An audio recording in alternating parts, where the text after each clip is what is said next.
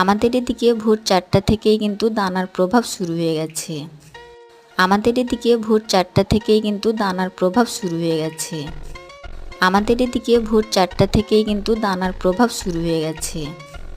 আমাদের এদিকে ভোর 4টা থেকেই কিন্তু দানার প্রভাব শুরু হয়ে গেছে। আবার কোনো জায়গায় কাল রাত থেকে শুরু হয়ে গেছে। আবার কোনো জায়গায় কাল রাত থেকে শুরু হয়ে গেছে। আবার কোনো জায়গায় কাল রাত থেকে শুরু হয়ে গেছে। আবার কোনো জায়গায় কাল রাত থেকে শুরু হয়ে গেছে। জানি না আবার এই দানা আমাদের কত ক্ষয়ক্ষতি করবে।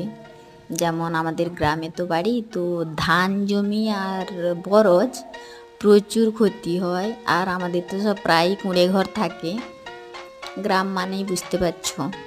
জানি না আবার এই দানা আমাদের কত ক্ষয়ক্ষতি করবে। যেমন আমাদের গ্রামে তো বাড়ি, তো ধান জমি আর বরজ প্রচুর ক্ষতি